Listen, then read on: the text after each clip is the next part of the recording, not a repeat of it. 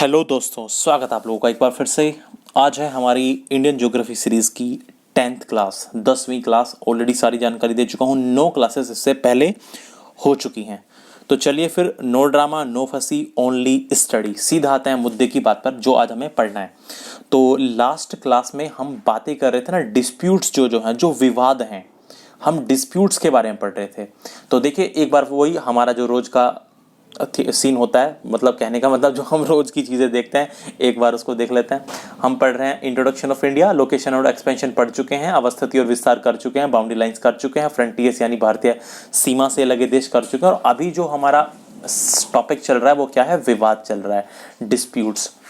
हम डिस्प्यूट्स को कवर करने लग रहा है। फिर आपका जो जैसे ही खत्म होगा ना डिस्प्यूट्स, उसके बाद हम करेंगे geographical region of India, Bharat के भौगोलिक भाग, जिसमें बहुत सारे चीज़ें, बहुत सारे टॉपिक आपको पढ़ने को मिलने वाले हैं। तो चलिए फिर आगे बढ़ जाएं।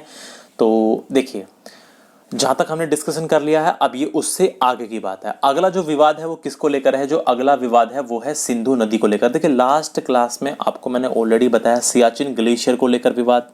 हमने जो पाकिस्तान ऑक्यूपाइड कश्मीर है, जो पाकिस्तान अधिकृत कश्मीर है, उसको लेकर के विवाद को समझा। ये सब चीज़ें हमने लास्ट क्लास में समझी थी, लास्ट क्लास में हमने अच्छे से डिस्कशन किया था। अब जो अगला विवाद है, जो अगला डिस्प्यूट है, वो है इंडस रिवर को लेकर। आपने इंडस वाटर ट्रीटी का नाम सुना होगा, आपने सिंधु जल समझौता का नाम सुना होगा, बिल्कुल वही आप चीज़ पढ़ने वाले हो। तो अगला विवाद किसको लेकर के है? जो अगला विवाद है वो किसको लेकर के है? वो इंडस रिवर यानी सिंधु नदी को लेकर के है। देखिए, पहले ये जान लीजिए सिंधु नदी कहाँ से निकलती है। सिंधु नदी मानसरोवर झील तिब्बत से निकलती है। सिंधु नदी जो है वो कहाँ से निकलती है? लेक मानसरोवर तिब्बत से। और तिब्बत पर किसका अधिकार है? चाइना का अधिकार है। तिब्बत को किसने ऑक्यूपाई किया हुआ है? चाइना ने ऑक्यूपाई किया हुआ है। देखिए, अब आगे समझने की कोशिश करते हैं कि आखिर मामला है क्या। देखिए, आपको मैं जरा समझाने की कोशिश करूं इंडस रिवर के बारे में, तो आप ये देख सकते हैं, ये है चाइना का तिब्बत, और यहीं पर है लेक मानसरोवर, या आप कह सकते हैं मानसरोवर झील। और ये आप ऑलरेडी देख रहे होंगे, जो ब्लू लाइन आपको दिख रही है, जो आपको इस टाइम या स्काई ब्लू कह लीजिए, जो भी आप कहना चाहें, आप देखते हैं चाइना के यहाँ तिब्बत के कैलाश मानसरोवर या मानसरोवर झील से निकलती है, माफ कीजिए। और ये इस तरह से आप देख सकते हैं लद्दाख में प्रवेश करती हुई, और इस तरह से, और फिर ये यहाँ पर पाकिस्तान में प्रवेश कर जाती है, देख रहे हैं आप। और फिर ये बह जाती है कहाँ पर? यहाँ पर अरेबियन सी में जाकर के कहाँ गिर जाती है? अरब सागर में गिर जाती है। थोड़ा सा जूम करके दिखाता हूँ, जिससे और अच्छे से, बेटर तरीके से चीज़ें दिख जाएं आपको। तो आप देख सकते हैं ये मानसरोवर झील से निकलती है और इस तरह से प्रवेश करती है कहाँ पर? लद्दाख यूनियन टेरिटरी में, लद्दाख केंद्र शासित प्रदेश में। और फिर POK, जहाँ पर पाकिस्तान ऑक्यूपाइड कश्मीर है, वहाँ से होते हुए फिर पाकिस्तान में प्रवेश करती है। और कहाँ पर गिर जाती है? ये गिर जाती है अरब सागर में, अरबियन सी में। उम्मीद है ये वाली बात तो खैर आप लोग ऑलरेडी जानते होंगे, इससे भी ज़्यादा भी हमें चीज़ें समझनी है, लेकिन पहले समझते हैं कि आखिरकार हमारे डिस्प्यूट क्या हैं इसको लेकर के। देखिए, जो सिंधु, आपको ध्यान से समझनी पड़ेंगी सारी की सारी चीज़ें। देखिए, सिंधु जल विवाद जो है भारत के बंटवारे से पहले ही स्टार्ट हो गया था। जो इंडस रिवर को लेकर के विवाद था, जो इंडस रिवर के पानी को लेकर के विवाद था, वो जो इंडिया का डिवीजन हुआ था उससे पहले ही हो चुका था। The Indus water dispute started even before the partition of India, specially between Sindh and Punjab provinces. खासकर किन किन प्रांतों के बीच में? खासकर सिंध और पंजाब प्रांतों के बीच में ये जो डिस्प्यूट स्टार्ट हो चुका था, ये ऑलरेडी सिंध और पंजाब प्रांतों के बीच में ऑलरेडी स्टार्ट हो चुका था, जब तक कि डिवीजन भी नहीं हुआ था, बंटवारा भी नहीं हुआ था। हुआ क्या था?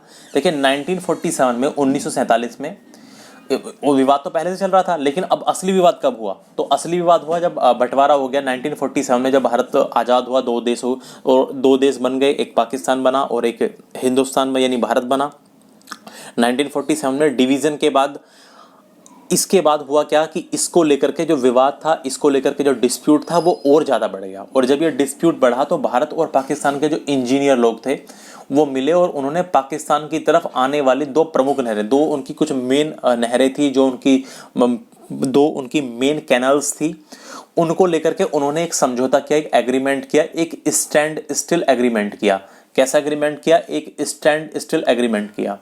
In 1947, the engineers of India and Pakistan met and signed a stand-still agreement on two major canals coming towards Pakistan। जो पाकिस्तान की तरफ जाती थी वो नहरें, उनको लेकर के एक स्टैंड स्टिल समझौता हुआ। इस स्टैंड स्टिल समझौते में आखिर क्या डिसाइड किया गया?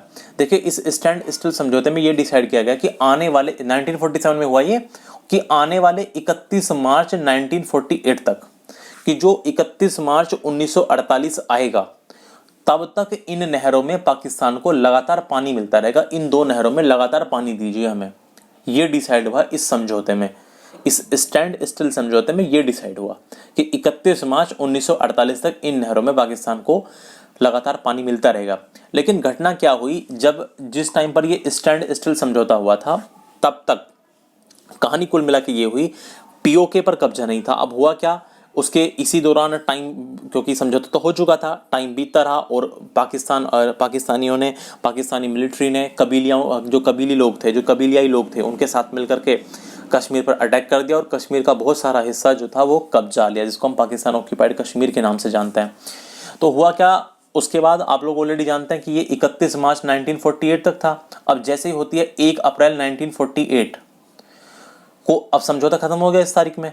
तो जब समझौता लागू नहीं रहा तो भारत ने पाकिस्तान द्वारा पीओके पर कब्जा करने के कारण, क्योंकि इस दौरान पाकिस्तान पीओके पर कब्जा कर चुका था, इस वजह से भारत ने इनकी दोनों जो प्रमुख नहरें थी उनका पानी जो है वो रोक दिया और पाकिस्तान की लगभग, ऐसा माना जाता है कि 17 लाख एकड़ की जमीन जो थी सूख गई, जो इन्हीं दो नहरों के ऊपर डिपेंड करती थी सिंचाई के लिए, इरिगेशन के लिए। लगभग 17 लाख एकड़ की जो जमीन थी वो क्या हो गई, सूख गई। अब हालात इतने बिगड़ गए कि नौबत कैसी आ गई, युद्ध की नौबत आ गई। लेकिन बाद में एक समझौता हुआ जिसके बाद भारत पानी की आपूर्ति जारी रखने के लिए, कंटिन्यू रखने के लिए क्या हो गया, राजी हो गया। अब लेकिन समस्या ये थी, परेशानियां तो ऑलरेडी थी ही। हुआ क्या, 1941 में तत्कालीन उस समय के जो प्रधानमंत्री थे, जो फॉर्मर प्राइम मिनिस्टर थे पंडित जवाहरलाल नेहरू, उन्होंने क्या किया, उन्होंने टेनेसी वैली अथॉरिटी, देखिए टेनेसी वैली अथॉरिटी क्या है, ये यूएसए की एक परियोजना है। ये क्या है, ये यूएसए का एक प्रोग्राम है, ये यूएसए की परियोजना है। इसके प्रमुख थे डेविड लिलियंथल, इनको भारत बुलाया। अब ये बात को समझो जरा ध्यान से, ये आखिरकार है क्या। देखिए जो ये टेनिस वैली अथॉरिटी आप देख रहे हैं ना, ये टेनिस वैली अथॉरिटी ने यूएसए के अंदर, यूनाइटेड स्टेट्स ऑफ अमेरिका के अंदर बहुत सारे काम किए, किससे संबंधित, कि बाढ़ को कैसे रोकना है, किस तरह नदियों का जो पानी है उसको समायोजित करना है, जो बाढ़ आती है, जो फ्लड आती है, ये इस तरह के काम में ऑलरेडी पहले से पहले जो टेनिस वैली अथॉरिटी थी, ये इन सब कामों में पहले से पहले ही एक्टिव थी। ये मतलब कहने का मतलब ये एक संस्था थी जो माफ कीजिए, जो कैसे कामों को देखती थी, जो फ्लड कंट्रोल करती थी, इलेक्ट्रिसिटी जनरेशन के काम देखती थी। ये इसका काम इलेक्ट्रिसिटी जनरेशन को भी देखना था, फ्लड कंट्रोल, बाढ़ को कैसे कंट्रोल किया जाए। कहने का मतलब है कि नदियों के पानी को किस तरह से संचित किया जाए, नदियों के पानी को किस तरह से समायोजित किया जाए, उनको कहाँ पर भेजा जाए। कहने का मतलब इस टेनिस वैली अथॉरिटी ये जो थी, जो यूएसए में थी, इसको काफ़ी सारा अनुभव था इन चीज़ों से संबंधित। किन चीज़ों से संबंधित, मेरे कहने का मतलब ये है कि नदियों के पानी को किस तरह से समायोजित किया जाए, नहरें खोद करके किया जाए या कुछ और अन्य तरीके। ये काम already Tennessee Valley authority USA में ऑलरेडी कर रही थी। ठीक है, वहां पर मिसिसिपी रिवर है, मिसिसिपी रिवर पे इन्होंने बहुत ज़्यादा काम किया था, तो इनको इस बात की बहुत ज़्यादा नॉलेज थी। यही कारण था कि उस टाइम के जो प्रधानमंत्री थे, उस टाइम के जो प्राइम मिनिस्टर थे पंडित जवाहरलाल नेहरू, उन्होंने इस टेनेसी वैली अथॉरिटी के जो हेड थे, प्रमुख थे डेविड लिलियंथल, उनको भारत बुलाया। लिलियंथल इसके बाद पाकिस्तान भी गए और वापस अमेरिका लौट करके इन्होंने सिंधु नदी के बंटवारे पर, कि आखिर सिंधु नदी का जो बंटवारा है, सिंधु नदी के पानी का जो बंटवारा है वो किस तरह से होना चाहिए, इन्होंने उस पर एक आर्टिकल लिखा, उन्होंने उस पर एक लेख लिखा। जब ये वापस चले गए, पहले ये आए, इन्होंने सिचुएशन देखी, ये इंडिया भी आए, उसके बाद ये पाकिस्तान भी गए, और फिर जब ये वापस अमेरिका लौटे तो इन्होंने वहां पर जाकर के एक आर्टिकल लिखा। अब कहानी ये थी कि ये आर्टिकल पढ़ा विश्व बैंक के, यानी वर्ल्ड बैंक के जो प्रमुख थे और इनके फ्रेंड भी थे, लिलियंथल के दोस्त भी थे वो, और वो विश्व बैंक के हेड भी थे, प्रमुख भी थे। उनका नाम था डेविड ब्लैक। ठीक है, उनका नाम क्या था, डेविड ब्लैक। उन डेविड ब्लैक ने भी इसको पढ़ा। वो कौन थे डेविड ब्लैक? डेविड ब्लैक उस टाइम पर विश्व बैंक के हेड थे, प्रमुख थे, और लिलियंथल के क्या थे, फ्रेंड थे, दोस्त थे।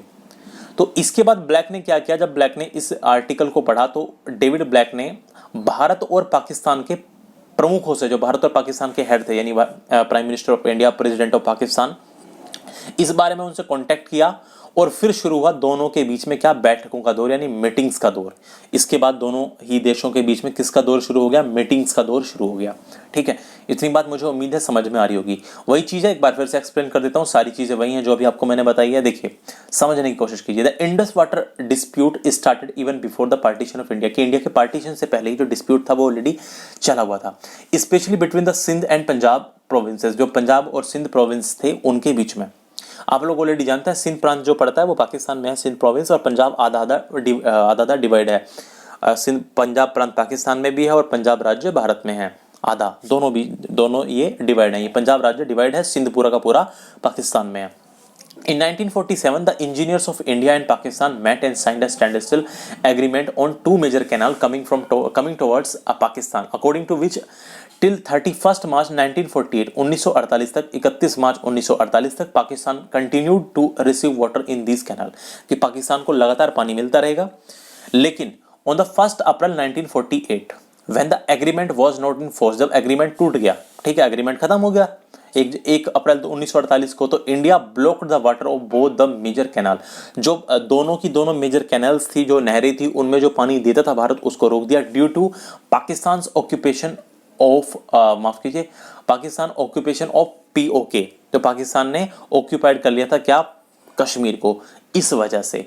विच, और इसका क्या परिणाम हुआ, it dried up या which dried up 17 lakh acres of land in Pakistani Punjab, तो पाकिस्तानी पंजाब था उसकी लगभग 17 लाख एकड़ की जो जमीन थी वो क्या हो गई, सूख गई। दिस सिचुएशन, यहाँ पर द नहीं, दस, ठीक है, ओके, कोई दिक्कत नहीं है। The situation deteriorated so much that there was a war like situation, लिखना there was a war like situation, वहां पर कैसी स्थिति हो गई थी, युद्ध जैसी स्थिति हो गई थी। लेटर, उसके बाद में एन एग्रीमेंट वॉज रीच्ड, एक और एग्रीमेंट दोनों के बीच में हुआ, after which India agreed to continue the water supply, उसके बाद में एक एग्रीमेंट और हुआ और भारत ने कहा कि ठीक है आपको पानी दिया जाएगा। लेकिन 1951 में the former prime minister Pandit Jawaharlal Nehru invited David Lilienthal को इनवाइट किया, the former head of Tennessee Valley Authority, किसके हेड थे ये, टेनेसी वैली अथॉरिटी के हेड थे, और ये जो एक प्रोजेक्ट था कहाँ का, एक यूएसए का, उन्होंने इंडिया आने के लिए उनको इनवाइट किया। देखिए मैं आपको ऑलरेडी बता चुका हूं कि जो टेनेसी वैली अथॉरिटी थी ये use to cover like areas like flood control, यानी बाढ़ को नियंत्रित करने वाले जितने भी चीज़ें थी ये ऑलरेडी उन सब चीज़ों को संभालती थी। इसके अलावा इसका काम था इलेक्ट्रिसिटी जनरेशन का, फर्टिलाइजर्स मैन्युफैक्चरिंग का इसका काम था, और इकोनॉमिक डेवलपमेंट यानी आर्थिक विकास, विद्युत का उत्पादन, ठीक है, और जितने भी फर्टिलाइजर्स होते हैं, जितने भी उर्वरक होते हैं, उन सब से संबंधित काम ये सारी की सारी चीज़ें देखती थी, और साथ साथ फ्लड कंट्रोल भी, मेनली इसको जाना जाता था फ्लड कंट्रोल के लिए, यानी पानी के समायोजन के लिए। लिलियंथल ऑल्सो वेंट टू पाकिस्तान, वो भारत आए और उसके बाद वो पाकिस्तान भी गए, and return to America and wrote an article on water sharing of Indus water, Indus river के पानी को किस तरह से शेयर किया जाए, किस तरह से बांटा जाए, इसके ऊपर उन्होंने क्या लिखा, एक आर्टिकल लिखा। The article was also read by David black, इस आर्टिकल को किसने पढ़ा, डेविड ब्लैक ने पढ़ा। Who was David black, David black थे उस टाइम पर हेड ऑफ वर्ल्ड बैंक, कौन थे ये, head of world bank, David black कौन थे, हेड ऑफ वर्ल्ड बैंक थे, एंड फ्रेंड ऑफ लिलियंथल, और लिलियंथल के दोस्त भी थे। And after this black contacted the chiefs of India and Pakistan, Bharat और पाकिस्तान के प्रमुखों से इन्होंने संपर्क किया, कॉन्टेक्ट किया अबाउट दिस, इसके बारे में कि भाई किस तरह से वाटर शेयर किया जाएगा। And then started a round of meetings, बहुत सारी मीटिंग्स होनी स्टार्टेड हुई between the two sides, India and Pakistan, Bharat और पाकिस्तान के बीच में बहुत सारी मीटिंग्स होनी शुरू हो गई। ठीक है, ये कुल मिला के इसके ऊपर कहानी रही थी। अब आगे की बात आते हैं। फिर उसके बाद बहुत सारी मीटिंग्स हुई, और याद रखिएगा इंडस वाटर ट्रीटी जो थी वो साइन हुई। सिंधु जल संधि पानी के बंटवारे या पानी के वितरण के लिए भारत और पाकिस्तान के बीच में हुई एक संधि है। Indus water treaty is a treaty signed between India and Pakistan for the distribution of water, ये पानी के डिस्ट्रीब्यूशन के लिए साइन की गई एक ट्रीटी थी, संधि थी।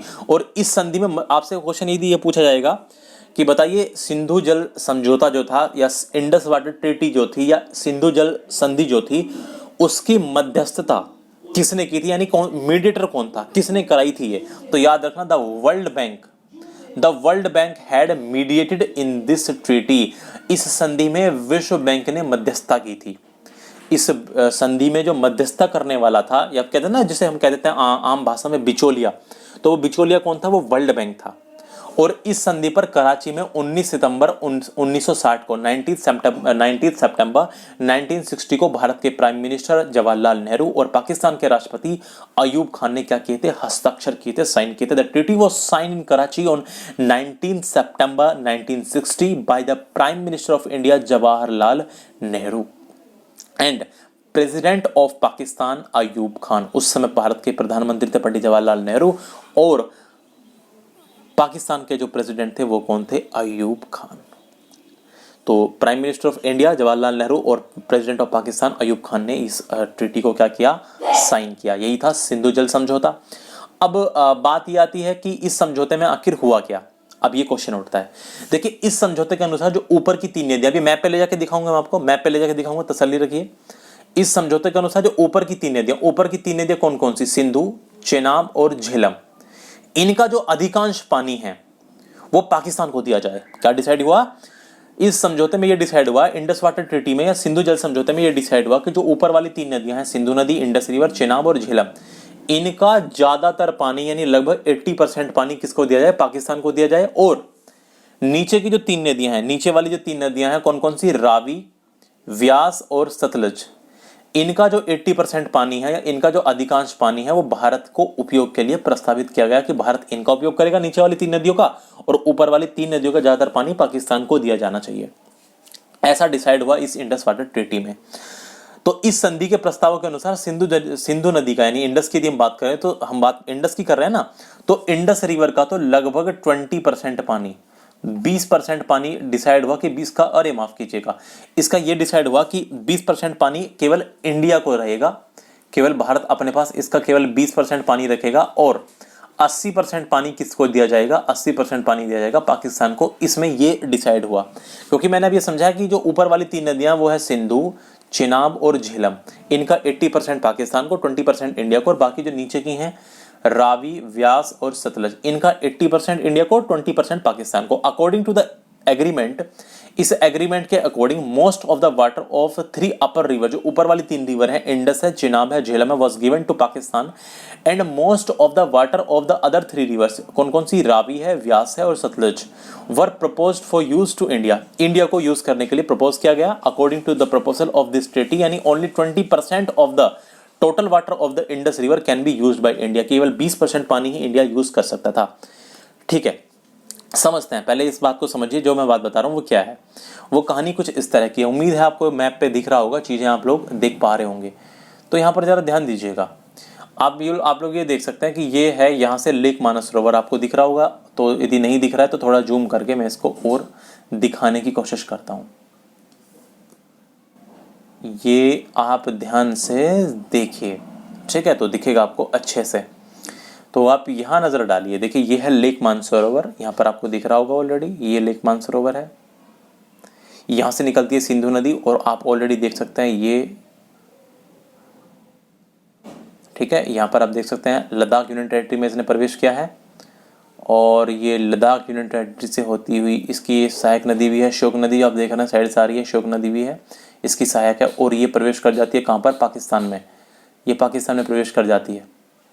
आप खुद सोचिए यदि इंडिया वहीं पर इसका वाटर ब्लॉक कर देगा तो पाकिस्तान में ये पाकिस्तान की सबसे प्रमुख नदी है इंडस रिवर, देख सकते हैं आप, ये पाकिस्तान की प्रमुख नदी है। तो आप खुद सोचिए यदि इंडस रिवर का पानी हम रोक देते हैं तो पाकिस्तान की जो पूरी की पूरी ज़मीन है वो बंजर हो जाएगी।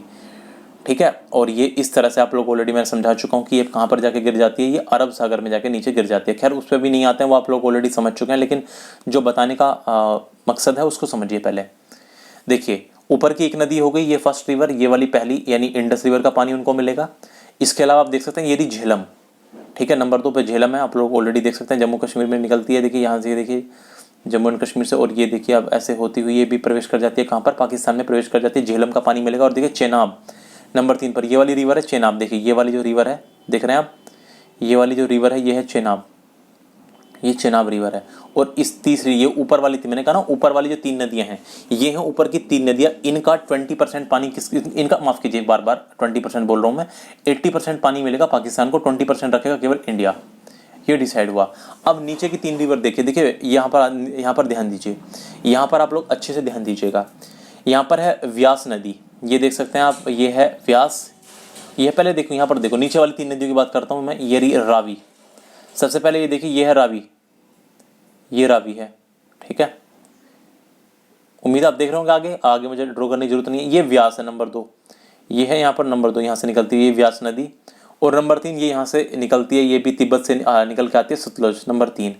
ये इन 3 नदियों का जो पानी है, इन 3 रिवर का जो पानी है, वो किसको मिलेगा? वो भारत रखेगा, 80% इंडिया रखेगा, 20% पाकिस्तान।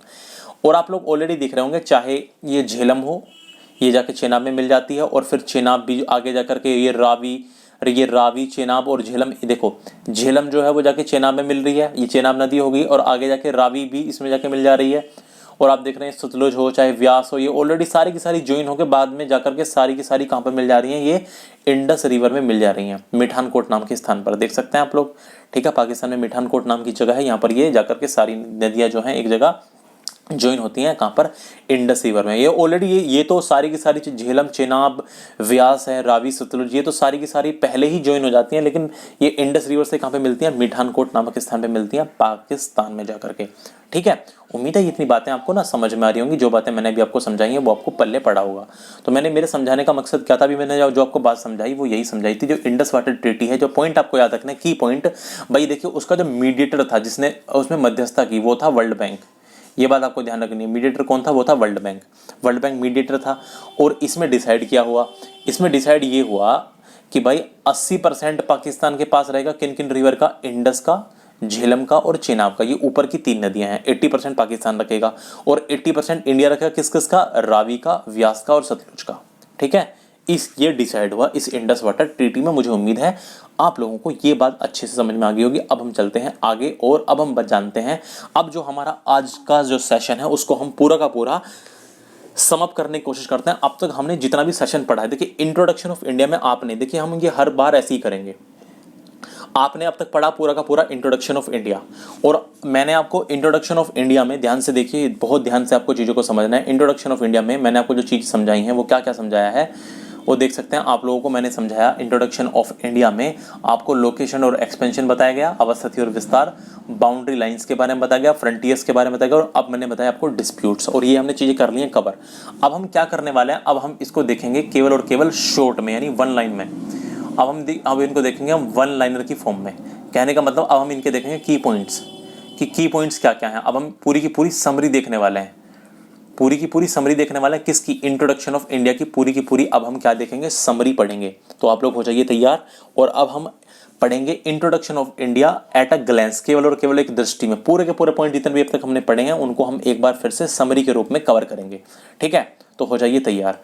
तो देखिए, जब हम बात करते हैं इंडिया के इंट्रोडक्शन की, तो आप लोग ऑलरेडी जानते हैं हमारा देश है, उसका नाम है भारत, उस देश का नाम क्या है? इंडिया, ठीक है। कंट्री, हमारी कंट्री का नेम क्या है? आप लोग जानते हैं, इसमें तो कोई ज़्यादा बड़ी बात है नहीं, इंडिया, ओके।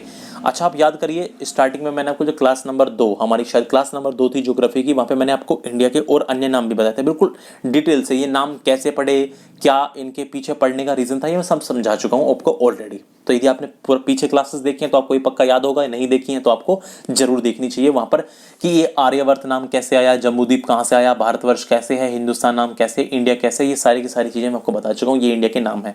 जो इंडिया के अदर नेम है वो कौन कौन से हैं? आर्यवर्त है, जम्बूद्वीप है, भारतवर्ष है, हिंदुस्तान और इंडिया।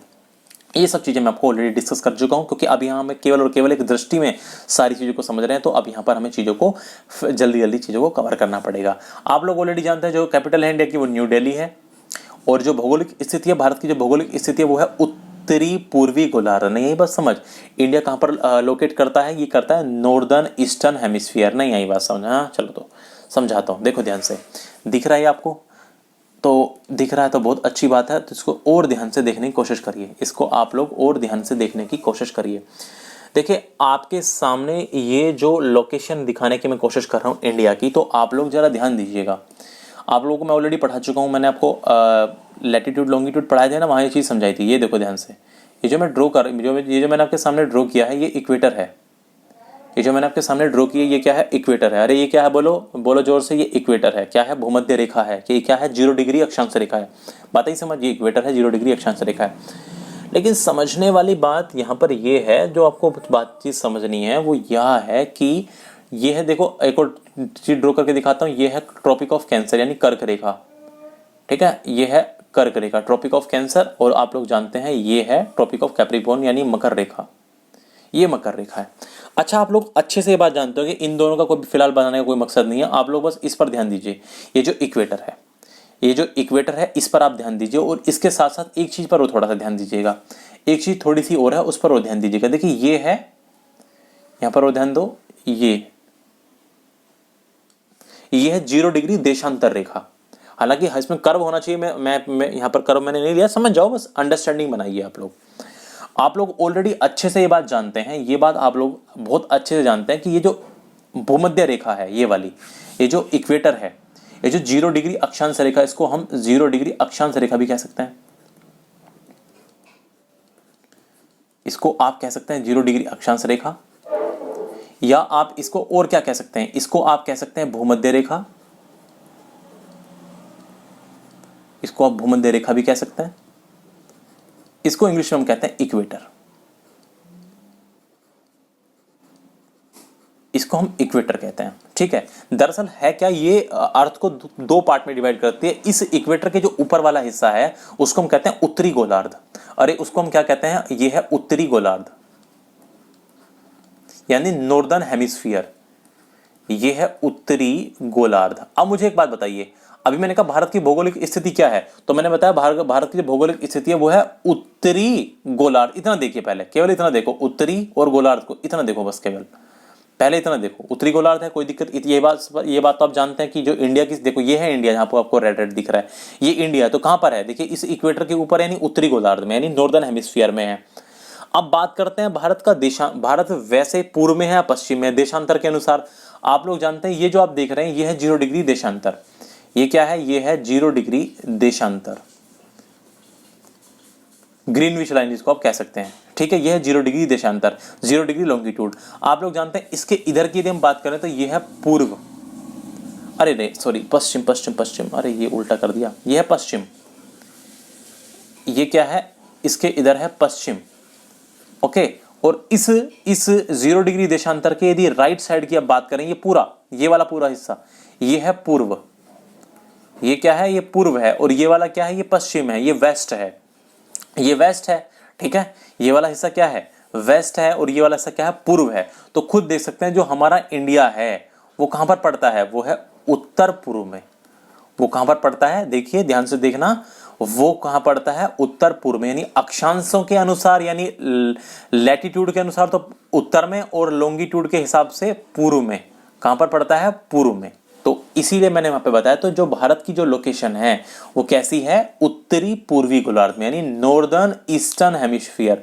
तो ये वाला जो हिस्सा है आप जो देख पा रहे हो, अब देखो 4 हिस्सों में मैंने इसको बांटा है, 4 हिस्सों में जो इसको डिवाइड किया है, तो ध्यान से समझिए भाई, ये वाला जो आप ये वाला हिस्सा देख रहे हो, यही क्या है, यही है उत्तर पूर्वी गोलार्ध, यही है उत्तरी पूर्वी गोलार्ध, यही है नॉर्दर्न, अरे पूर्वी सही नहीं लिखा मैंने, नॉर्दर्न ईस्टर्न हेमिस्फीयर, यही है नॉर्दर्न ईस्टर्न हेमिस्फीयर। ये वाला हिस्सा क्या है, ये वाला हिस्सा क्या, ये है उत्तरी पश्चिमी गोलार्ध। ये वाला हिस्सा कैसा है, ये है उत्तरी पश्चिमी गोलार्ध। ये वाला हिस्सा कैसा है, ये वाला हिस्सा कैसा है, ये है दक्षिणी पश्चिमी गोलार्ध। ये वाला हिस्सा कैसा है, ये है दक्षिणी पूर्वी गोलार्ध। ठीक है, सदर्न ईस्टर्न हेमिस्फीयर। ये कैसा है, सदर्न वेस्टर्न हेमिस्फीयर। ये कैसा है, नॉर्दर्न वेस्टर्न हेमिस्फीयर। मुझे उम्मीद है आप सब लोगों को जो बात मैंने बताई है वो समझ में आई होगी। कोई डाउट है तो कमेंट कर सकते हैं, यदि कोई भी डाउट आपका रह जाता है, वैसे डाउट रहना नहीं चाहिए। ठीक है, तो ये बात थी कुल मिला के। आगे बढ़ते हैं, अगले पॉइंट में चलते हैं। भारत के अक्षांश विस्तार की बात करें, इंडिया के लैटिट्यूडनल एक्सटेंशन की बात करें तो वो 8 डिग्री 4 मिनट से लेकर के 37 डिग्री 6 मिनट तक है। इंडिया का जो अक्षांशीय विस्तार है वो 8 डिग्री 4 मिनट से लेकर के 37 डिग्री 6 मिनट उत्तरी अक्षांश है। उत्तरी क्यों, क्योंकि मैंने भी बताया कि अक्षांश ये उत्तरी क्यों है, ये उत्तरी ही क्यों है, दक्षिणी क्यों नहीं है, क्योंकि अभी आप लोग ऑलरेडी देख सकते हैं जो इंडिया है वो उत्तर में पड़ता है। वो इस देख सकते हैं ये जो अक्षांश रेखा है वो उत्तरी गोलार्ध में पड़ता है, तो दक्षिणी होने का कोई मतलब नहीं है भाई, साउथ में थोड़ा ना है, तो कैसे होंगे। तो आप देख सकते हैं ये वाला जो पॉइंट है इंडिया का, ये वाला जो पॉइंट है यही है 8 डिग्री 4 मिनट, यही है 8 डिग्री 4 मिनट। समझ पा रहे हो मेरी बात। और बिल्कुल जो ऊपर वाला पॉइंट है ये जो ऊपर वाला पॉइंट है यही है 37 डिग्री 6 मिनट। ये जो बिल्कुल ऊपर वाला पॉइंट है यही है, जो बिल्कुल यहाँ पर पॉइंट है यही है क्या, 37 डिग्री 6 मिनट, 37 डिग्री 6 मिनट। तो यहाँ पर समझने वाली चीज़ें बस यही हैं। फॉर एग्जाम्पल मैं आपको मैप पे दिखाने की कोशिश करता हूँ, यहाँ पर आपको ऑलरेडी दिख भी रहा होगा।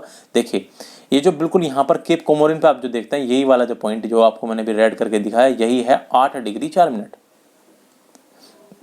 ठीक है, कहने का मतलब यहां से जो अक्षांश रेखा जाती है, ये वाली जो अक्षांश रेखा है, कहने का मतलब ये है कि आप जो अक्षांश रेखा देखते हैं, भारत के इस पॉइंट से जो अक्षांश रेखा गुजरती है वो क्या है, वो है 8 डिग्री 4 मिनट। और इंडिया का जो सबसे ऊपर है, जो सबसे ऊपर पॉइंट है, यहाँ से कौन सी गुजरती है, यहाँ से गुजरती है, चलो थोड़ा जूम कर लेते हैं जिससे कि और बेटर तरीके से आपको दिख जाए, अच्छे तरीके से आपको दिख जाए। ठीक है, तो इसको मैं कर लेता हूँ हल्का सा ऊपर, और आप लोग जरा देखिए ध्यान से, कट तो नहीं गा रहे, कट ही रहा है, तो ये तो कट रहा है, ये तो कट रहा है। चलो कोई बात नहीं, हम आपको दिखा देते हैं चीज हल्का सा ऐसे, कोई नहीं दिख रहा है, सफिशिएंट है, कोई दिक्कत वाली बात नहीं है। ठीक है, देखो, और सबसे ऊपर आप जहां पे यहाँ पे देख सकते हैं, जहां पर हम बात करते हैं इंद्रकोल की, तो यही है 37 डिग्री 37 डिग्री 6 मिनट। क्यों? क्योंकि ये जो आप लाइन देख रहे हैं ना, यहां से जो लाइन गुजरती होगी, जो अक्षांश रेखा यहां से गुजरती होगी, ये वाली, यही क्या होगी, यही होगी 37 डिग्री 6 मिनट। इसीलिए इंडिया का जो हम कहते हैं अक्षांशीय विस्तार, इंडिया का जो अक्षांशीय विस्तार है, जो लैटिट्यूडनल एक्सटेंशन है, वो 8 डिग्री 4 मिनट से 37 डिग्री 6। ये वाली बातें मैं आपको ऑलरेडी पहले बता चुका हूँ। वैसे ये सारी की सारी बातें जो है आपको ऑलरेडी पहले ही बता चुका हूँ, तो उम्मीद है ये वाली बात आपको अच्छे समझ में आ गई, कोई दिक्कत वाली बात नहीं है। आगे बढ़ जाए, देखिए तो भारत का अक्षांश विस्तार आपको पता चल गया। देशांतरी विस्तार भारत का 68 डिग्री 7 मिनट पूर्वी से 97 डिग्री 25 मिनट पूर्वी।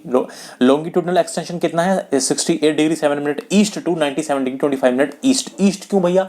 अरे ईस्ट भैया इसलिए क्योंकि भारत कहाँ पड़ता है, पूर्व, भारत जो पड़ता है वो कहाँ पे पड़ता है, उत्तरी गोलार्ध में, और पूर्वी देशांतरों के हिसाब से पूर्वी तरफ, यानी पूर्वी गोलार्ध में आप कह सकते हैं। तो इसलिए हमने क्या नाम दिया इसको, उत्तर पूर्वी गोलार्ध।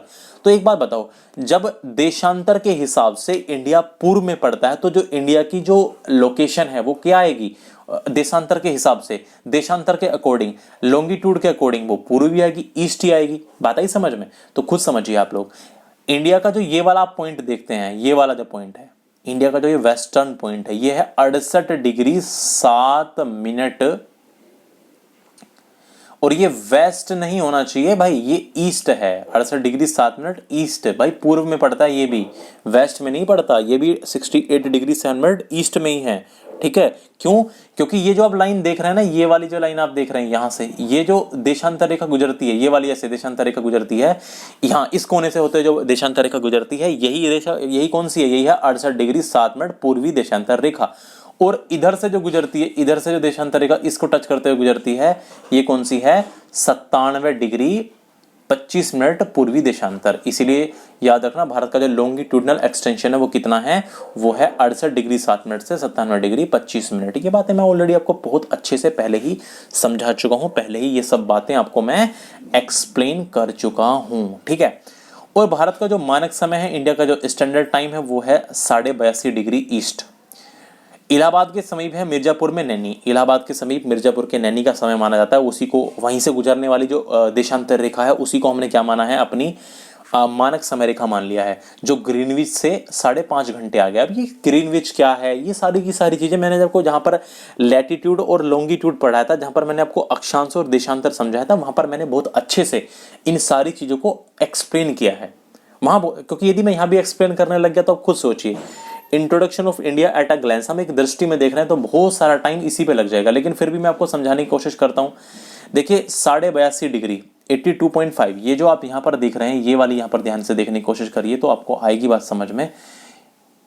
ये देखो ध्यान से, यहां पर देखने की कोशिश करना, ये जो आप लाइन देख रहे हैं, यहाँ मैंने बिल्कुल सेम उसके ऊपर नहीं खींचा, ये जो आप लाइन देख रहे हैं, ये है 82.5 डिग्री पूर्वी देशांतर रेखा जो होकर गुजरती है इलाहाबाद के मिर्जापुर से, और यही है क्या, इलाहाबाद के मिर्जापुर के नैनी से, यही है भारत की मानक समय रेखा। अरे यही क्या है, भारत की मानक समय रेखा। उम्मीद है ये बात समझ में आई होगी, नहीं आई बात समझ तो जरा यहाँ पे आके देख लो। ठीक है, दूसरे मैप पे देख लीजिए ध्यान से, ये देखो ध्यान से, जो इंडिया की स्टैंडर्ड टाइम लाइन है वो ध्यान से देख लो। अरे जनाब ये है, देखो ध्यान से, ये है वो। ठीक है, और इसका जो देशांतर है वो कितना है, वो है 82 डिग्री 30 मिनट, और आप जानते हैं 30 मिनट का मतलब आधी मिनट, इसीलिए हम इसको लिख देते हैं 82.5 या 82.5 डिग्री क्या कह सकते हैं, ईस्ट। 82.5 डिग्री क्या कह सकता हूं, पूर्वी देशांतर। पूर्वी देशांतर 82.5 डिग्री पूर्वी देशांतर रेखा जो है उसी को हमने क्या माना है, भारत की मानक समय रेखा माना है। उसी को हमने क्या माना है, भारत की मानक समय रेखा, इंडिया की स्टैंडर्ड टाइम लाइन माना है। तो उम्मीद है ये वाली बात भी समझ में आई होगी आपको, कोई दिक्कत वाली बात नहीं है, समझा चुका हूं आपको दोनों तरीके से। ये बातें मैं आपको ऑलरेडी पहले बता चुका हूं।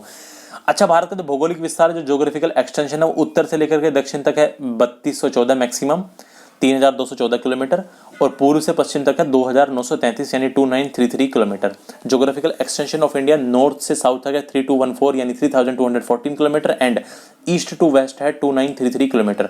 अभी मैंने आपको दिखाया था, यहाँ पे आ जाओ जरा ध्यान दीजिए, ये देखो ध्यान से, आप ये जो देख रहे हैं ये यहाँ से यहाँ तक, ये देखो जहाँ मैं अब ड्रॉ करने जा रहा हूँ इसको देखो, ये जो मैंने अभी रेड ड्रॉ किया आपके सामने, यही है 2933 किलोमीटर। देखिए पूर्व है, देख सकते हैं आप यहाँ पर, देखिए पूर्व से पश्चिम, पूर्व से ईस्ट से, पूर्व से लेकर के और ये पश्चिम तक, यहाँ तक, ये आप अनुमान लगा सकते हैं, ये है 2933 किलोमीटर। इस तरह से ये ऐसे, ये मैक्सिमम डिस्टेंस है।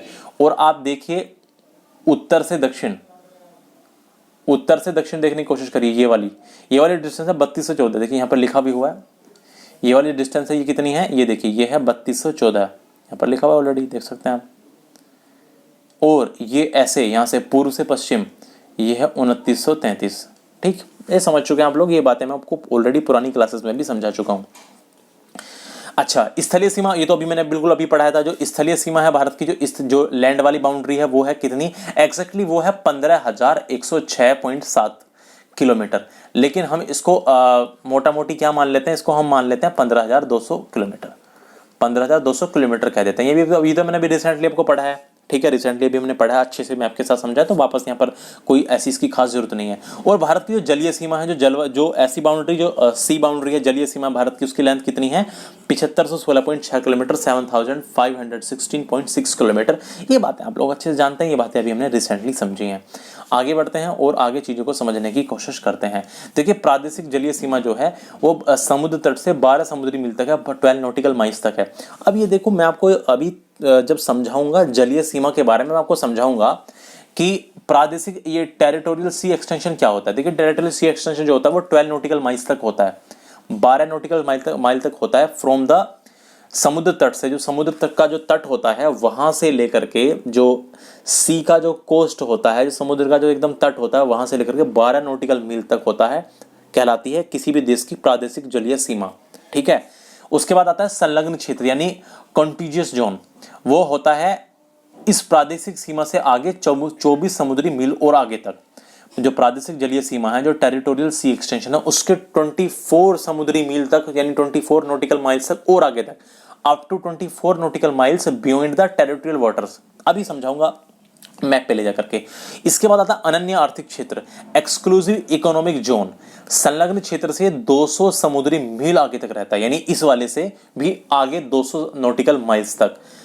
अब जरा आप लोगों को, बहुत सारे लोगों को ये यहाँ पर माइंड में एक विचार ये आ रहा होगा, आखिर ये होते क्या हैं। देखिए ये चीज़ें ना मैं आपको बहुत अच्छे से डिटेल से समझाऊंगा, ठीक है, बिल्कुल टेंशन लेने वाली कोई जरूरत नहीं है, ये चीज़ें आगे आएंगी।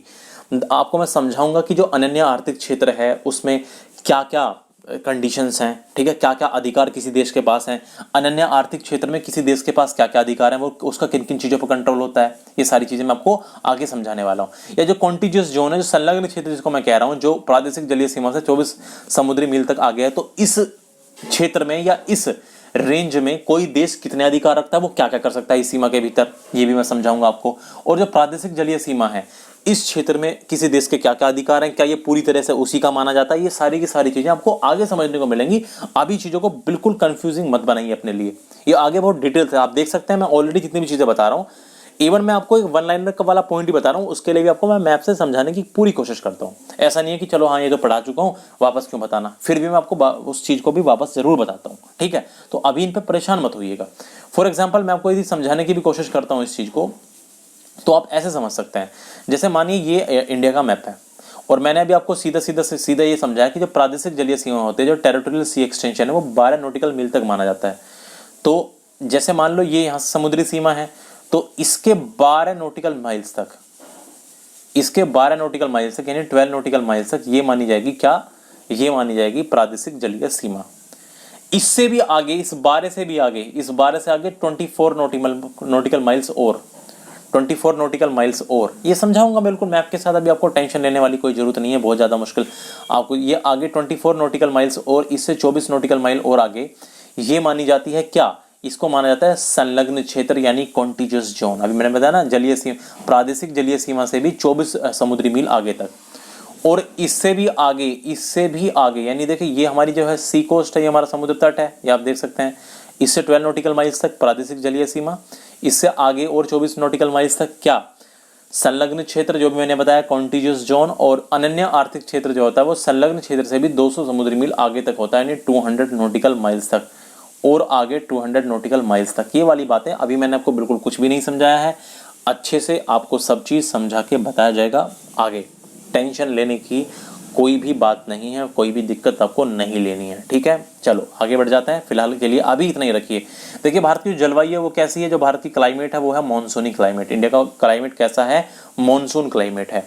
इंडिया के यदि क्षेत्रफल की बात की जाए, इंडिया के यदि एरिया की बात की जाए, तो भारत का जो कुल एरिया है वो है 32,87,000। आप बस इतना याद रख लेना, ठीक है, पूरा याद रखो, बहुत अच्छी बात है। यदि हम बात करें जो इंडिया का कुल एरिया है, जो क्षेत्रफल है वो पूरे वर्ल्ड का है मात्र 2.42%, तो या कई बार आपको देखने को मिलता है 2.43% भी देखने को मिल जाता है, ठीक है। दोनों में से कोई एक ही ऑप्शन आपको देखने को मिलेगा। दोनों ऑप्शन यदि आपको दिख जाते हैं, इन केस यदि आपको ऐसा क्वेश्चन आ जाए और मैं दोनों, पहले तो ऐसा करेगा नहीं कि 2.42 2.43 देगा, और यदि ऐसा है तो आप अपडेटेड लिखना, 2.43 कर लेना, ठीक है, अपडेटेड लिखना, पता ही समझ में, अपडेटेड लिख लेना, ओके, कोई दिक्कत वाली बात नहीं है। वैसे ऐसा होगा नहीं। India's area in the total area of the world 2.43%। क्षेत्रफल की दृष्टि से भारत का विश्व में स्थान कौन सा है, 7वां है। भाई ये सारी चीजें मैं ऑलरेडी आपको बता चुका हूँ, तो इनमें बहुत ज्यादा एक्सप्रेशन वाली कोई बात नहीं है कि बहुत ज्यादा इनके बीच में एक्सप्लेन करना है, तो इनमें एक्सप्लेन करने वाली कोई बहुत ज्यादा बड़ी बात नहीं है। ये सारी की सारी चीजें आपको मैं ऑलरेडी समझा चुका हूँ। क्षेत्रफल की दृष्टि से सारे के सारे जो देश हैं वो आपको मैं ऑलरेडी पहले बता चुका हूँ। इंडिया तक मैंने आपको कौन सा देश कितना बड़ा है, ये सारी की सारी चीजें आपको जो स्टार्टिंग हम वाली हमारी क्लासेस हैं उनमें ही हम बहुत अच्छे से डिस्कस कर चुके हैं। ये वाली बात तो मैं शायद मैं तीसरी बार या शायद 4th टाइम डिस्कस कर रहा हूँ, ये बातें हम ऑलरेडी पहले ही पढ़ चुके हैं। यदि हम बात करें कुल जनसंख्या की, कुल इंडिया की जो पॉपुलेशन है, तो यदि उसकी बात की जाए तो वो है, आप देख सकते हैं, 1,21,05,69,563। ये 2011 की जो जनगणना हुई थी, जो उसके आंकड़े जारी हुए गए थे, 2011 की जो सेंसस हुआ था उसके जो स्टेटिस्टिक्स जारी हुए थे वो 30 अप्रैल 2013 को जो स्टेटिस्टिक्स जारी हुए थे उसके अनुसार जो कुल जनसंख्या है वो है इतनी, ठीक है, 1,21,05,69,573। यानी पूरे विश्व की जो जनसंख्या है, पूरे विश्व की जनसंख्या का ये है 17.5%, यानी पूरे वर्ल्ड की जनसंख्या के मुकाबले 17.5%। Total population of India 1,21,05,69,573 as per 2011 census data release on, जो 2011 का सेंसस का जो डाटा था जो रिलीज किया गया था कब, 30 अप्रैल 2013 को, ठीक है। और ये पूरी दुनिया का 75% of the world's total population, ये जो पॉपुलेशन देख रहे हैं ना इंडिया की, ये 17.5% पॉपुलेशन है पूरी दुनिया के मुकाबले 2011 के सेंसस के अनुसार। लेकिन उसके बाद ध्यान रखना, एक और आंकड़ा भी आया था, कुछ और स्टैटिस्टिक्स, कुछ और आंकड़े आए थे। कब आए थे, 7 जनवरी 2014 को। देखिए इनमें होता क्या है कि जो सेंसस होता है तो उसके बाद भी कुछ अपडेटेड आंकड़े आते रहते हैं, कुछ कैलकुलेशंस लगाते रहते हैं, उसके बाद भी अपडेटेड आंकड़े आते रहते हैं बहुत बात तक। तो जो 7 जनवरी 2014 को जो जारी आंकड़े हुए थे उनके अनुसार जो भारत की जनसंख्या बताई गई है वो है 1,21,08,54,977। इसमें बिल्कुल परेशान होने की कोई जरूरत नहीं है। लास्ट बार ये वाला हमें आंकड़ा दिया गया था जो 7 जनवरी 2014 को दिया गया था, according to data release on January 7, 2014। तो आपको बिल्कुल भी इन डिजिट पर इन पर नहीं जाना है, क्योंकि इतना डिटेल कोई नहीं पूछेगा। बस आपको ये पता होना चाहिए कि लगभग 121 करोड़ के आसपास हमारी जनसंख्या है, इतना आप लोग याद रखिएगा। बहुत ज़्यादा आपको परेशान नहीं होना है, या 1.21 अरब इस तरह से आपको याद रख लेना है, ठीक है, कोई टेंशन वाली बात नहीं है। आगे देखिए, अब यदि बात करें इसमें पुरुषों की जनसंख्या कितनी है, मेल कितने हैं, तो मेल हैं इस जनसंख्या में 62, ध्यान से देखना, 62,31,21,843 इतने मेल हैं। पुरुषों की जनसंख्या 62,31,21,843 31,21,843। और यदि बात करें वहीं महिलाओं की, तो महिलाओं की संख्या जो है वो कम है, वो है 58,74,47,730, 58,74,47,730। यानी कहने का मतलब महिलाओं की संख्या और पुरुषों की संख्याओं में इतना डिफरेंस, आप जैसा देख पा रहे हैं इतना डिफरेंस है। ग्रामीण जनसंख्या की बात करें तो ग्रामीण जनसंख्या है कुल मिलाकर के जो हमारी 121 करोड़ जनसंख्या, उसमें से 83.34 करोड़ लोग गांवों में रहते हैं। यानी रूरल जो पॉपुलेशन है, जो ग्रामीण पॉपुलेशन है, जो रूरल पॉपुलेशन है, जो गांवों में निवास करने वाले लोग हैं, वो हैं 83.34 करोड़। यानी कुल 68.8% लोग, यानी 68.8% लोग कहाँ निवास करते हैं? गांवों में निवास करते हैं। वहीं बात करें यदि अर्बन पॉपुलेशन की, शहरी जनसंख्या की बात करें तो वो है 37.71 करोड़, यानी 37.71 करोड़। यानी कहने का मतलब 31.2%, यानी 31.2% पॉपुलेशन जो है वो शहरों में निवास करती है। उम्मीद है ये वाली बातें आपको सबको समझ में आ रही होंगी। समझने वाली बात क्या है, फैक्ट है तो सीधे के सीधे आगे समझिए। अब बात करते हैं हम यदि दशकीय जनसंख्या वृद्धि दर की, जो दशकीय जनसंख्या वृद्धि दर है उसकी यदि बात की जाए, once a minute please, once a minute, मैं जरा इसको थोड़ा सा जिससे कि आपको अच्छे से देखें। चलिए, यदि हम बात करते हैं जनसंख्या दशकीय जनसंख्या वृद्धि दर की, तो देखिए भारत की जो डिकेडल पॉपुलेशन ग्रोथ हुई है, लेकर के कब से कब तक, लेकर के 2001 से लेकर के 2011 तक, जो दशकीय जनसंख्या वृद्धि दर रही है 2001 से 2011 के बीच, वो 17.7% रही है, 17.7% रही है। ठीक है, दशकीय पूछी जाती है कई बार, दशकीय यानी प्रत्येक 10 वर्षों में जो जनसंख्या वृद्धि दर है वो ये कौन से 10 वर्षों की है? ये है 2001 से 2011 के बीच। हालांकि हम पूरा चैप्टर पढ़ेंगे सेंसस वाला, अपने सिलेबस में देखोगे सबसे बाद में हमें सेंसस ही कवर करना है, वहां पर बहुत सारी चीजें हम डिस्कस करने वाले हैं। लिंगानुपात की बात करें, सेक्स रेशियो की यदि हम बात करें तो 943 है यहाँ का लिंगानुपात हमारे देश का, वो पर 1000 मेल पर, यानी प्रत्येक 1000 पुरुषों पर महिलाओं की संख्या कितनी है? मात्र 943 है, 943 है। जनसंख्या घनत्व की बात करें तो वो है 382 व्यक्ति प्रति वर्ग किलोमीटर, यानी हर एक किलोमीटर, यानी हर एक वर्ग किलोमीटर के अंदर 382 लोग, एवरेज यदि निकाला जाए तो हर एक किलोमीटर में हमारे जो पॉपुलेशन डेंसिटी है वहां पर 382 लोग निवास करते हैं। ठीक है, 382 हमारा पॉपुलेशन डेंसिटी है इंडिया का। साक्षरता दर की बात करें तो ये है साक्षरता दर है 73%, 73%।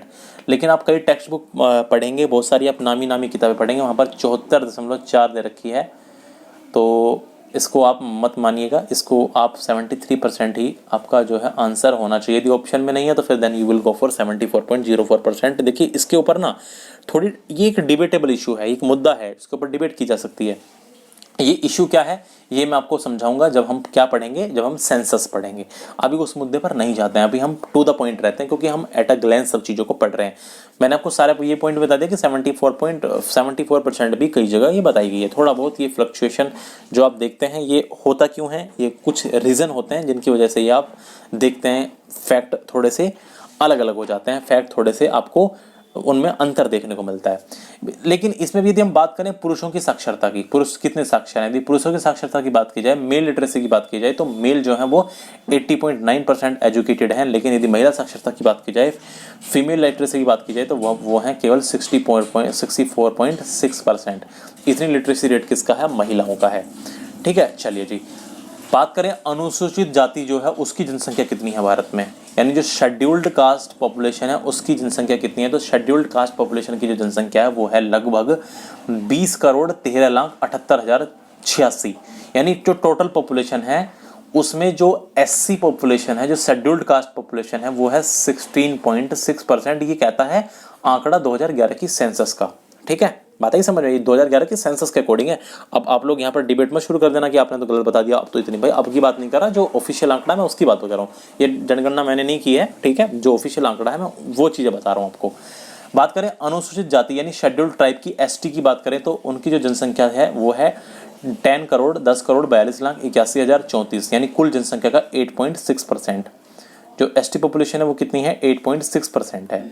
ठीक है, scheduled tribe population is 10,42,81,034, 8.6% of the total population. ठीक है, अब अच्छा आप लोगों को पता होना चाहिए एक और चीज़ कि जो पॉपुलेशन काउंट, जो पॉपुलेशन की गणना की जाती है वो SC ST की जाती है, लेकिन अदर बैकवर्ड कास्ट की जो पॉपुलेशन की जो गणना है वो अब तक नहीं हो हुई है। ठीक है, ये गणना नहीं होती है। इसके पीछे क्या रीजंस हैं ये आप लोगों को मैं समझाऊंगा जब मैं सेंसस आपको बताऊंगा कि क्यों ऐसा होता है, कि इसकी जनगणना, क्योंकि क्या पॉलिटिकल रीजंस हैं, क्या राजनीतिक कारण हैं, क्या चीज़ें हैं। तो अदर बैकवर्ड कास्ट की यानी अन्य पिछड़ा वर्ग की जो काउंटिंग पॉपुलेशन की ये जो सेंसस है में जब होता है, जैसे अब 2021 में सेंसस हर 10 वर्ष में होता है, तो 2021 में सेंसस जो प्रस्तावित था। ठीक है, तो इसी तरह जो हर बार जब भी सेंसस होता है तो SC ST की पॉपुलेशन की गणना की जाती है, लेकिन OBC की नहीं होती है। इसका रीज़न क्या है मैंने आपको ऑलरेडी बताया कि यहाँ हम डिस्कस कब करेंगे इस बात को, जब हम पढ़ रहे होंगे सेंसस। तो अभी आपको टेंशन लेने वाली कोई ज़रूरत नहीं, क्योंकि अभी तो यहाँ हम फैक्ट्स देख रहे हैं सीधा सीधा। ठीक है, आगे बढ़िए जनाब, आगे बढ़ जाएँ। चलो देखिए, हम यदि बात करें राज्यों की, तो इंडिया में जो स्टेट हैं उनकी संख्या, देखिए बात को ध्यान से सुन लो। हो सकता है बहुत सारे लोग इसको काफ़ी दिन बाद में देखें। तो देखो, मैं आज की जो बात कर रहा हूँ, आज तारीख है 1 जून, जबकि मैं ये बात बता रहा हूँ अभी जो डेट है वो है 1 जून 2021। और इस 1 जून 2021 को भारत में आज के दिन भाई 28 स्टेट हैं। अब हो सकता है आने वाले टाइम में कुछ और हो जाए, वीडियो हो जाए पुरानी, तो आप लोग कुछ और समझें, तो मैंने आपको डेट भी बता दी है। तो फिलहाल 28 स्टेट हैं। भारत में जो केंद्र शासित प्रदेश हैं, जो भारत में यूनियन टेरिटरी है, वो 8 है, 9 नहीं है। यदि आप 9 समझ रहे, 9 नहीं है, क्योंकि दादरा और नगर हवेली और दमन एवं दीव भी एक ही है, ये एक ही हैं, दादरा एवं नगर हवेली। ठीक है, यदि आप 9 समझते हैं, दादरा और नगर हवेली और दमन और दीव, ये एक ही है, ये एक ही यूनियन टेरिटरी है। दमन एवं दीव ये अब एक ही यूनियन टेरिटरी है, इसलिए संख्या क्या हो जाती है, इनकी संख्या हो जाती है 8। आप लोग ऑलरेडी जानते हैं, पहले केंद्र शासित प्रदेशों की संख्या 7 थी, लेकिन 2 केंद्र शासित प्रदेश और बन गए। कौन कौन से? एक लद्दाख बना, ठीक है, और एक बना जम्मू एंड कश्मीर, JNK। तो इनकी हो गई 9। लेकिन अब ये दादरा एवं नगर हवेली और दमन एवं दीव एक ही केंद्र शासित प्रदेश है, इसलिए इनकी संख्या क्या हो जाती है, 8 हो जाती है। बात ध्यान रखना, ठीक है। मुझे उम्मीद है ये बातें छोटी छोटी बातें हैं, आप लोग हो सकता है ऑलरेडी जानते हो। भारत का ज्यामितीय आकार क्या है? जो इंडिया की जो ये शेप है, आप देख सकते हैं, ये देखते हैं, ये इंडिया की जो शेप है इस तरह की, ये आखिर आकार कैसा है? मतलब समझ जाओ यार, मैं हंसना मत इस पे, ठीक है। चलो मैं हटाता हूँ। ये शेप कैसी है, मेरा समझाने का मतलब ये है कि ये शेप कैसी है। इस शेप को कहते हैं चतुष्कोणीय। इस शेप को क्या कहते हैं? इस शेप को कहते हैं क्वाड्रेंगुलर, ठीक है। इसको क्या कहते हैं? क्वाड्रेंगुलर। ये क्वाड्रेंगुलर शेप है, ये चतुष्कोणीय शेप है। जो भारत का नक्शा है वो कैसा है? वो चतुष्कोणीय आकार का है, क्वाड्रेंगुलर शेप का है। यदि बात करें भारत में पर्वतीय क्षेत्र कितने % है, यदि भारत की बात करें पूरी लैंड का, जो भारत में जो पर्वतीय क्षेत्र है वो है 10.7%। 10.7% भारत में माउंटेनियस रीजन है, माउंटेनियस एरिया है, यानी माउंटेन वाला जो एरिया है वो कितना है इंडिया में? 10.7% कुल। यदि भारत में बात करें पहाड़ी क्षेत्र कितना है इंडिया में, तो भारत में जो पहाड़ी क्षेत्र है, जो हिली एरिया है, वो है 18.6%। लगभग 18.6% एरिया भारत में कैसा है? पहाड़ी है। इसके बाद बात करें पठारी क्षेत्र कितना है, यानी प्लेटू एरिया कितना है, तो प्लेटू एरिया है, पठारी क्षेत्र है भारत में 27.7%, 27.7% एरिया कैसा है? पठारी है। प्लेटू एरिया एक्सपेंशन कितना है भारत का? 27.7%। मैदानी क्षेत्र का कितना विस्तार है? Expansion of plain area. Plain area है भारत में सबसे ज्यादा प्लेन एरिया ही है, वो है 43%। 43% जो एरिया है इंडिया का लैंड का, वो कैसा है? प्लेन है। मैदानी क्षेत्र भारत में ज्यादा पाया जाता है, ठीक है। आगे बढ़ जाते हैं। देखिए, ये बात तो छोटी छोटी बातें तो रटी होती हैं, जब भी कोई ज्योग्राफी पढ़ता है बच्चों को पता होती हैं, उनको यही रटवाया जाता है। जब आता है ना सीधा टीचर, बताइए बेटा कर्क रेखा पर स्थित भारतीय राज्य कितनी है, तो ये आप ऑलरेडी, मैं आपको पहले भी समझा चुका हूँ, ये सारी की सारी चीज़ें ऑलरेडी आपको ये सारी की सारी चीज़ें दिखा चुका हूँ। देखिए, कर्क रेखा जो ट्रॉपिक ऑफ कैंसर है, उस पर जो वो किन किन राज्यों से होकर गुजरती है? वो गुजरात से, वो राजस्थान से, वो मध्य प्रदेश से, छत्तीसगढ़ से, झारखंड, पश्चिम बंगाल, त्रिपुरा और मिजोरम से होकर गुजरती है, ठीक है। वो स्टेट नाम है, इंग्लिश में लिखा हुआ है। और भारतीय सीमा से जो लगने वाले देशों की संख्या कितनी है? वो है 7। चलो मैं आपकी तरफ लेके चलते हैं, वहां आएगी आपको बात समझ में। कर लेते हैं इसको जूम, ठीक है। अब देखो, ये जो आप देख रहे हैं, यहां पर मैं आपको दिखाने की कोशिश करता हूं। यहां पर आप देख, अच्छे से देखना। ये आप देखें, ये है कर्क रेखा। कर्क रेखा आप लोग जानते हैं 23 सही 1/2 डिग्री नॉर्थ, यानी 23.5 डिग्री अक्षांश रेखा। 23.5 डिग्री जो अक्षांश रेखा होती है, ठीक है, उसी को कहा जाता है ट्रॉपिक ऑफ कैंसर, कर्क रेखा। 23.5 डिग्री, 23.5 डिग्री उत्तरी अक्षांश रेखा को ही क्या कहा जाता है? उसको ही कहा जाता है कर्क रेखा। अरे क्या बोला जाता है, बोलो, कर्क रेखा, यानी 23.5 लैटिट्यूड लाइन जो होती है। ठीक है, ये किस किस राज्य से हुई, देखिए ये सबसे पहले गुजरात से, गुजरात आया, और देखिए राजस्थान से भी, देखिए राजस्थान का भी कुछ पार्ट आप देख सकते हैं, राजस्थान से भी। इसके बाद एमपी से, एमपी के बाद प्रवेश कहाँ पे कर गई, कहाँ पर, छत्तीसगढ़ में। उसके बाद झारखंड में भी।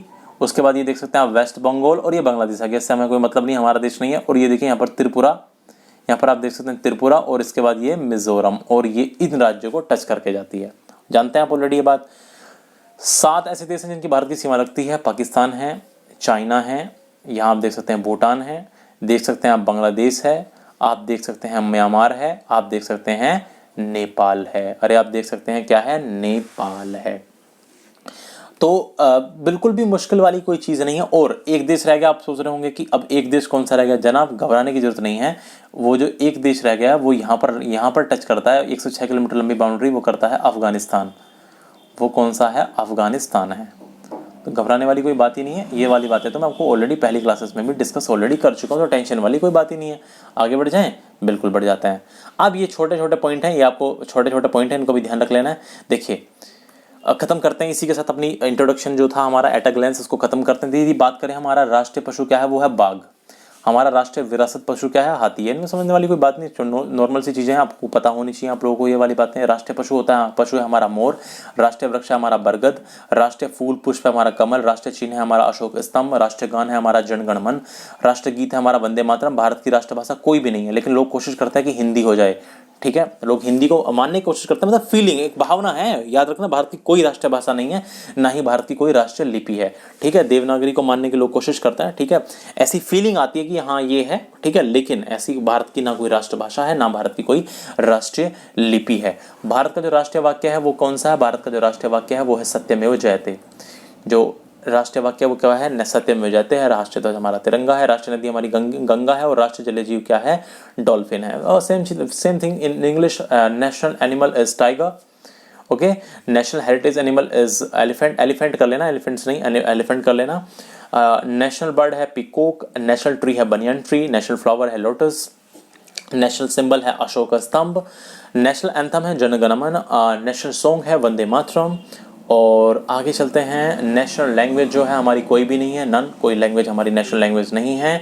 हमारी नेशनल स्क्रिप्ट भी कोई भी नहीं है। नेशनल सेंटेंस, सॉरी अरे भाई, अरे ये तो पता नहीं यार, हटाइए इसको हटाइए, लिखिए नेशनल स्लोगन, नेशनल स्लोगन करिए, सत्यमेव जयते। नेशनल फ्लैग है ट्राइकलर हमारा तिरंगा, आप लोग जानते हैं। और नेशनल रिवर है हमारी गंगा। ठीक है, गैंग से लिखा जाता है इसको, द गंगा लिख सकते हैं आप चाहें तो, इसको आप कह सकते हैं द गंगा। ओके, और हमारी जो नेशनल एक्वेटिक एनिमल है, जो वाटर में, पानी में रहने वाला जीव है, नेशनल एक्वेटिक एनिमल, वो कौन सा है, वो है डॉल्फिन। ठीक है, ये कुछ पॉइंट्स जो मैंने आपको डिस्कस किए, और हमने एक दृष्टि में इंडिया का जो इंट्रोडक्शन था उसको देखा। वैसे बहुत सारी, इससे भी ज़्यादा डिटेल तो हम ऑलरेडी पहले कर चुके हैं, पहले पढ़ चुके हैं, तो टेंशन वाली तो कोई बात ही नहीं है। ठीक है, तो मुझे उम्मीद है आप लोगों को जितनी बातें मैं समझा रहा हूँ, जितनी बातें भी मैं पढ़ा रहा हूँ, वो सारी की सारी बातें आप लोगों को बहुत अच्छे से भली भांति तरीके से समझ में आ रही होंगी। देखिए अब मैं आपको जो चीज़ बताने जा रहा हूँ उस पर ज़रा ध्यान दीजिएगा। आप लोगों को मैंने समझाया, ऑलरेडी पहले ही बताया कि भाई हम जो चीज़ें कवर कर रहे हैं अच्छे से सारी की सारी चीज़ों को हमें कवर करना है। ठीक है, अब ज़रा यहाँ पर ध्यान दीजिए आप लोग अच्छे से। अभी तक जो मैं आपको समझा चुका हूँ उन पर प्लीज़ कृपया आप लोग ध्यान दीजिए। अभी मैंने जो टॉपिक खत्म किया है वो इंट्रोडक्शन ऑफ इंडिया जो टॉपिक है, ये पूरा का पूरा मैं खत्म कर चुका हूँ। ये वाला जो पूरा का पूरा सेगमेंट है, ये वाला जो पूरा का पूरा हिस्सा देख रहे हैं, ये वाला, ठीक है, ये वाला हम खत्म कर चुके हैं भाई साहब, ये हम खत्म कर चुके हैं। इसके बारे में हमने बहुत सारी जानकारियां ली हैं, बहुत सारी चीज़ों को हमने पढ़ा है। इंट्रोडक्शन ऑफ इंडिया अभी तक हम पढ़ रहे थे। हमने सबसे पहले लोकेशन एक्सपेंशन को पढ़ा, बाउंड्री लाइंस को पढ़ा, फ्रंटियर्स को पढ़ा, और डिस्प्यूट्स को भी हमने इसमें कवर किया। सारी की सारी चीज़ हमने अच्छे से समझी हैं, डिटेल के साथ समझी हैं। देखिए बनाने को तो कितना भी डिटेल बना लीजिए, इसको मैं चाहूँ तो और बिल्कुल अलग लेवल पर, यानी और बेहतरीन लेवल पर और ज़्यादा डिटेल लेकर हम जा सकते हैं, बहुत ज़्यादा डिटेल जानकारी प्राप्त कर सकते हैं। बट हमें एक सामंजस्य बिठाना पड़ता है, क्योंकि वनडे कॉम्पिटिटिव एग्जाम के लिए जो स्टूडेंट्स होते हैं वो बहुत ज़्यादा होते हैं as compare to civil services, या आप यूपीपीसीएस की बात कर लें या स्टेट पीसीएस जितने भी होते हैं, बीपीएससी है जितने भी हैं। ठीक है, तो होता क्या है कि सब चीज़ का ध्यान रखना पड़ता है। तो एक सामंजस्य बैठाना पड़ता है, एक कोऑर्डिनेशन बैठाना पड़ता है, जिससे कि चीज़ें एकदम अच्छे कंटेंट के साथ भी हों और चीज़ें थोड़ी जल्दी भी हों, हर चीज़ को देखना पड़ता है, ठीक है। तो इसीलिए वरना इंट्रोडक्शन ऑफ इंडिया में आप और कितनी भी बड़ी बड़ी बातें कर लीजिए, कितनी बड़ी बड़ी चीज़ों को और समझ लीजिए, बिल्कुल उसका कोई अंत नहीं है, एजुकेशन का कोई अंत नहीं होता है, ठीक है। और मैंने पूरी अच्छे तरीके से, मतलब कहने का मतलब अब ये कुल मिला के इसमें 10 क्लास लगी हैं। आप खुद ये अनुमान लगा सकते हैं कि इस पूरी यूनिट में हमने 10 क्लास, हमारी जो क्लासेस लगी हैं वो 10 क्लासेस लगी हैं और हमने इस पूरी यूनिट को 10 क्लासेस में ख़त्म किया है, ठीक है। अब जो हमारी यूनिट चलेगी अगली, अब उस यूनिट की तरफ आप लोग ध्यान दीजिएगा। ये वाला पूरा सेशन का, ये इंट्रोडक्शन ऑफ इंडिया वाली जो यूनिट है पूरी खत्म हो चुकी है। अब जो हम यूनिट हमारी अगली होगी वो क्या होगी, ज्योग्राफिकल रीजन, इस पे हम बात कर रहे होंगे। अब जरा इसको आप लोग ध्यान से देखिए, इस पर अब हम आगे अपनी कहानी को चलाएंगे, हमारी जो चर्चा होगी वो इस पर होगी। देखिए इस पर मैं जो सबसे पहले डिस्कस करने वाला हूँ वो आपसे कल मैं आइलैंड्स के बारे में बात करूँगा, द्वीपों के बारे में बात करूँगा। ये आगे पीछे हो सकते हैं, क्योंकि आगे जरूरी नहीं है पहले माउंटेन ही होगा, ये आगे पीछे थोड़े हो सकते हैं, लेकिन मैं जो कल आपसे बात करने जा रहा हूँ, जो हम अपनी क्लास में आगे डिस्कस करेंगे, हम आइलैंड के बारे में जिक्र करेंगे। इसके अलावा माउंटेन है, प्लेटू है, रॉक्स हैं, ग्लेशियर्स हैं, प्लेन्स हैं, डेजर्ट हैं, लेक, पास, ड्रेनेज सिस्टम, यानी ड्रेनेज पैटर्न और डैम्स, ये सब चीज़ें हम चर्चा करने वाले हैं, बिल्कुल एक सारी की सारी बातें। और ये वाला जब आप ये वाली यूनिट पढ़ोगे ना तो ज्योग्राफी में एक अलग ही कॉन्फिडेंस बन जाएगा। ये वाली यूनिट खत्म करते ही, अभी पहला इंट्रोडक्शन ऑफ इंडिया खत्म हुआ है 10 क्लास में हमारा, और जब भी आप दूसरे वाली यूनिट कंप्लीट कर लोगे ना तो एक अलग ही कॉन्फिडेंस बन जाएगा। तो अब हम आगे मिलेंगे आप लोगों से अगली क्लास में, क्लास नंबर 11 में। वहाँ पर हम पढ़ेंगे geographical region of India, Bharat के जो भौगोलिक भाग हैं उनकी हम बात करेंगे, आइलैंड्स को के बारे में अब हम आगे पढ़ना शुरू करेंगे। धीरे धीरे सारी की सारी चीज़ें आप लोग कवर करते चले जाएंगे। तो चलिए फिर यहीं तक रही हमारी ये क्लास। अब हम आप लोगों से ज्योग्राफी की अगली क्लास में मिलेंगे, that will be class number 11। That's all for the day.